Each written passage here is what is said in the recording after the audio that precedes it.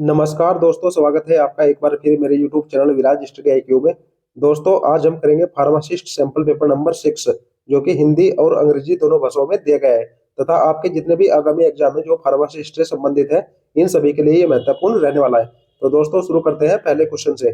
पहले क्वेश्चन में पूछा गया है, which is a specific mixing technique use to achieve a uniform distribution of component in a mixture commonly used in the dairy industries. यानी कि मिश्रण में घटकों का एक समान वितरण प्राप्त करने के लिए उपयोग की जाने वाली एक विशिष्ट मिश्रण तकनीक कौन सी है, जिसका उपयोग आमतौर पर डेयरी उद्योग में किया जाता है। तो दोस्तों, इसका सही उत्तर है होमोजाइनेशन, यानी कि समरूपीकरण। तो ऑप्शन नंबर 2 इसका सही उत्तर होगा। क्वेश्चन नंबर 2 में पूछा गया है, identify one of the atypical neuroleptics antipsychotic agent. यानी कि असामान्य न्यूरोलोपोलिटिक्स एंटीसाइकोटिक जो एजेंट है, इनमें से कौन सा है। तो दोस्तों, इसका सही उत्तर है सल्फिराइड, यानी कि ऑप्शन नंबर 3 इसका सही उत्तर होगा। क्वेश्चन नंबर 3 है, which drug help reduce gastric acid secretion. कौन सी दवा गैस्ट्रिक एसिड स्राव को कम करने में मदद करती है। तो दोस्तों, इनमें से जो सिमेटिडाइन है, यही ड्रग्स गैस्ट्रिक एसिड सिक्रेशन को रेड्यूस करती है, यानी कि कम करती है। तो ऑप्शन नंबर 3 इसका सही उत्तर होगा। क्वेश्चन नंबर 4 में पूछा गया है, deal with the proper selection and use of drug for the prevention and treatment of disease. यानी कि रोग की रोकथाम और उपचार के लिए दवाओं के उचित चयन और उपयोग से संबंधित है। तो दोस्तों, इस कंडीशन को बोलते हैं फार्माकोथेराप्यूटिक्स, यानी कि ऑप्शन नंबर 4 इसका सही उत्तर होगा। क्वेश्चन नंबर 5 है, which buffer contain boric acid, potassium chloride and sodium hydroxide. किस बफर में बोरिक एसिड, पोटेशियम क्लोराइड और सोडियम हाइड्रोक्साइड होता है। तो दोस्तों, इसका सही उत्तर है एल्कलाइन बोरेट बफर, यानी कि क्षारीय बोरेट बफर। तो ऑप्शन नंबर 3 इसका सही उत्तर होगा। क्वेश्चन नंबर 6 है, which solution have an osmotic pressure lower than that 0.9% weight by volume sodium chloride. किस घोल का ऑस्मेटिक दबाव 0.9% weight by volume sodium chloride से कम है। तो दोस्तों, इसका सही उत्तर है हाइपोटोनिक सॉल्यूशन, यानी कि ऑप्शन नंबर 2 इसका सही उत्तर होगा। क्वेश्चन नंबर 7 है, identify one of the strong acid. इनमें से कौन एक मजबूत एसिड है। तो दोस्तों, इसका सही उत्तर है सल्फ्यूरिक अम्ल, यानी कि H2SO4। तो ऑप्शन नंबर 4 इसका सही उत्तर होगा। क्वेश्चन नंबर 8 है, what is the use of shaped musli one of the saponin glycoside. सफेद मुसली का उपयोग क्या है सपोनिन ग्लाइकोसाइड में से एक के रूप में। तो दोस्तों, इसका सही उत्तर है जनरल टॉनिक, यानी कि यह सामान्य टॉनिक है। तो ऑप्शन नंबर 2 इसका सही उत्तर होगा। क्वेश्चन नंबर 9 है, identify N example of an external bulk dosage form. बाहरी थोक खुराक के रूप में एक उदाहरण कौन सा है। तो दोस्तों, इसका सही उत्तर है एयर पाउडर, यानी कि कान का पाउडर। तो ऑप्शन नंबर 2 इसका सही उत्तर होगा। क्वेश्चन नंबर 10 है, what is the merit of liquid form the dosage of drugs.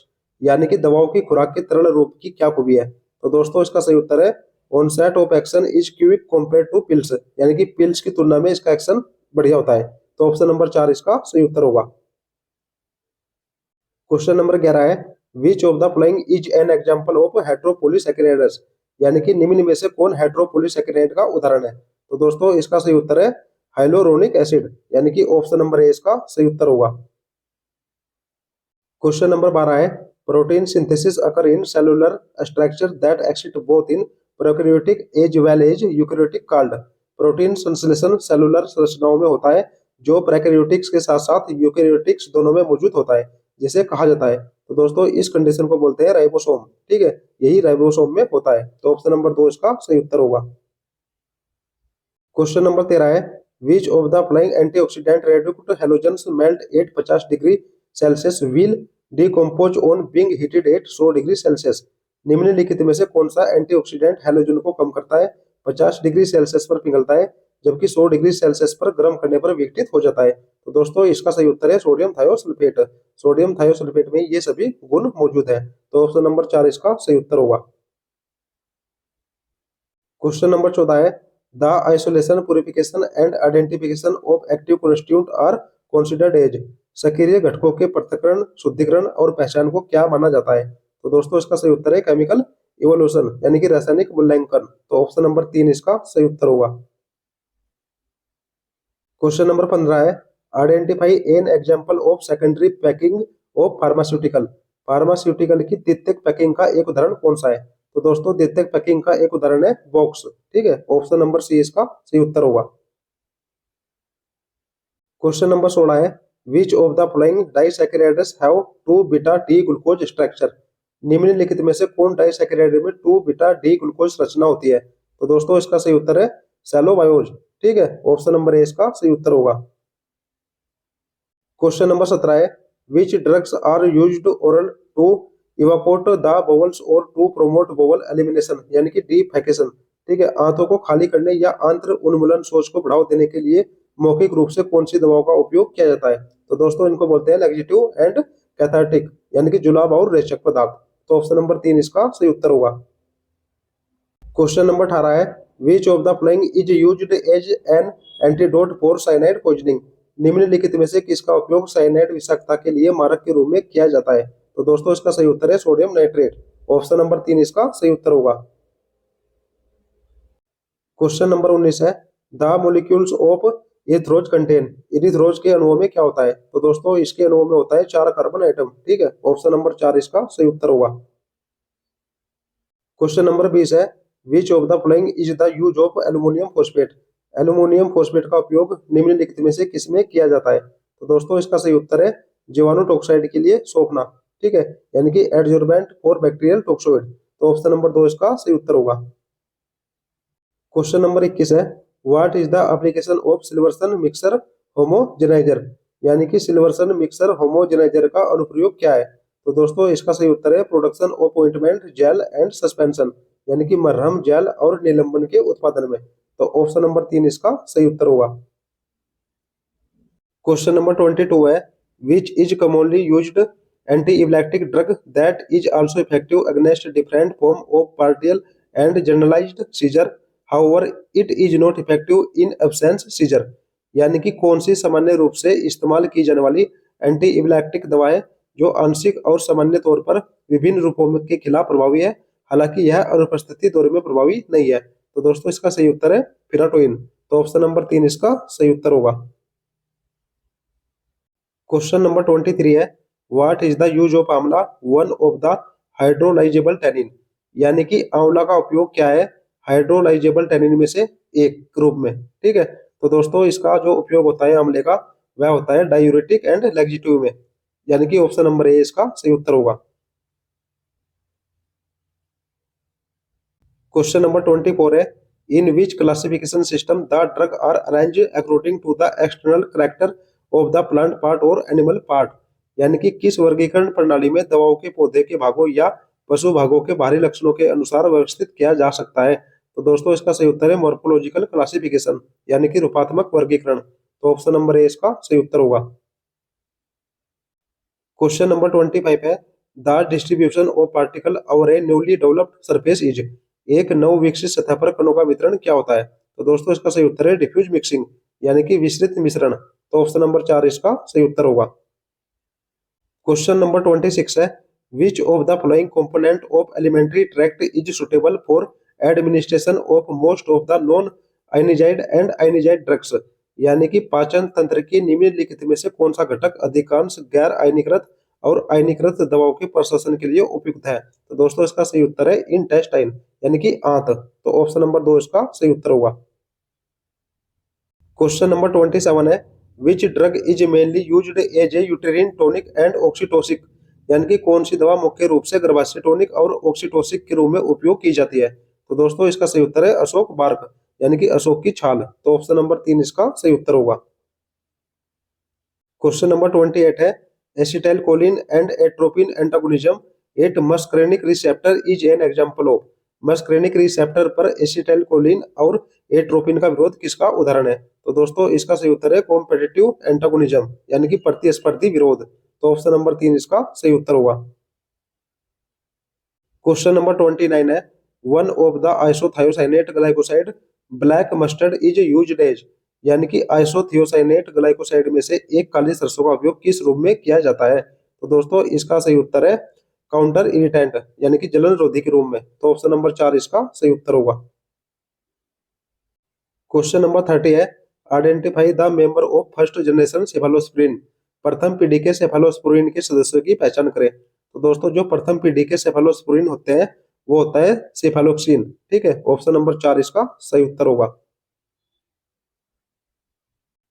Question number 31 है, which is also term as thiamine, किसे थाइमिन भी कहा जाता है? तो देखिए दोस्तों, विटामिन बी 1 को थाइमिन कहा जाता है, तो इसका सही उत्तर होगा ऑप्शन नंबर ए। ठीक है, यही बात करें दोस्तों विटामिन ए की, तो विटामिन ए को बोलते हैं रेटिनॉल, विटामिन बी 6 को बोलते हैं पायरिडोक्सिन, और विटामिन बी 3 को बोलते हैं पेंटोथेनिक एसिड। ये भी आपको याद रखना है। क्वेश्चन नंबर 32 है, which is the dosage form for vaginal route of administration, यानी कि योनि मार्ग से प्रशासन के लिए खुराक का कौन सा रूप उपयोग में लाया जाता है? तो दोस्तों इसका सही उत्तर है ऑइंटमेंट, इमल्सन फॉर्म एंड पेसरिस या स्पंज, यानी कि मल्लम, इमल्सन फॉर्म, पेसरी और स्पंज। तो ऑप्शन नंबर 2 इसका सही उत्तर होगा। क्वेश्चन नंबर 33 है, which of the following is a sterile dosage form of drugs, निम्नलिखित में से कौन सी दवाइयों की एक बांझ खुराक के रूप में लाई गई है? तो दोस्तों इसका सही उत्तर है आई ड्रॉप्स, यानी कि ऑप्शन नंबर 4 इसका सही उत्तर होगा। क्वेश्चन नंबर 34 है, identify N example of A cellular crude drug, यानी कि अकोशिकीय अपरिष्कृत दवाओं का एक उदाहरण कौन सा है? तो दोस्तों इसका सही उत्तर है रेजिन, ऑप्शन नंबर 3 इसका सही उत्तर होगा। क्वेश्चन नंबर 35 है, what is called to a membrane bound organelle involved in cellular process such as protein transport and production, protein परिवहन और उत्पादन जैसी कोशिकीय प्रक्रियाओं में शामिल झिल्लीबद्ध अंग को क्या कहा जाता है? तो दोस्तों इसका सही उत्तर है एंडोप्लाज्मिक रेटिकुलम, यानी कि ऑप्शन नंबर 2 इसका सही उत्तर होगा। क्वेश्चन नंबर 36 है, which is a general type of absorbent used in poisoning that not only absorb heavy metals but also absorb gas like carbon monoxide and carbon dioxide etc, यानी कि विषाक्तता में उपयोग किए जाने वाला एक सामान्य प्रकार का अवशोषक कौन सा है जो न केवल भारी धातुओं को अवशोषित करता है बल्कि कार्बन मोनोऑक्साइड और कार्बन डाइऑक्साइड आदि जैसी गैसों को भी अवशोषित करता है? तो दोस्तों इसका सही उत्तर है एक्टिवेटेड चारकोल, यानी कि सक्रिय चारकोल। तो ऑप्शन नंबर ए इसका सही उत्तर होगा। क्वेश्चन नंबर 37 है, what are the most important group used as sedative and hypnotic agent, शामक और कृत्रिम निद्रावस्था के एजेंट के रूप में उपयोग किए जाने वाला सबसे महत्वपूर्ण समूह कौन सा है? तो दोस्तों इसको बोलते हैं बेंजोडाइजिपिन्स। ठीक है, ऑप्शन नंबर ए इसका सही उत्तर होगा। क्वेश्चन नंबर 38 है, which theory of acid and base is also term as proton concept, acid और बेस के किस सिद्धांत को प्रोटोन अवधारणा भी कहा जाता है? तो दोस्तों इसका सही उत्तर है लोरी ब्रोनस्टेड सिद्धांत, यानी कि ऑप्शन नंबर ए इसका सही उत्तर होगा। क्वेश्चन नंबर 39 है, which enzyme catalyse intramolecular rearrangement example the intra conversion of aldose and ketone sugar, कौन से एंजाइम इंट्रामोलिकुलर पुनर्व्यवस्था को उत्प्रेरित करते हैं जैसे कि एल्डोज और कीटोन शर्करा का अंत रूपांतरण? तो दोस्तों इसको बोलते हैं आइसोमरेज, यानी कि ऑप्शन नंबर 3 इसका सही उत्तर होगा। क्वेश्चन नंबर 40 है, what is the physical chemical property of hydrochloric acid, यानी कि HCl, हाइड्रोक्लोरिक एसिड का भौतिक और रासायनिक गुण कौन सा है? तो दोस्तों इसका भौतिक गुण और रासायनिक गुण है give white precipitate with silver nitrate, silver nitrate के साथ सफेद अवक्षेप देता है।